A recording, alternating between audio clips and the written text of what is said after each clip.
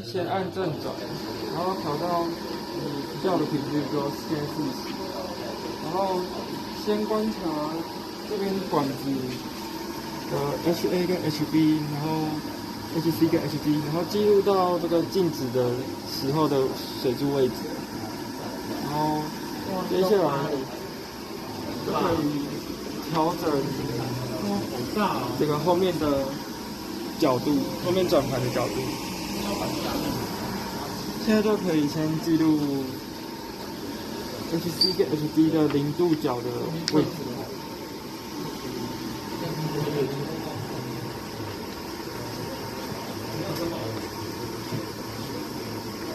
然后接着再调10度。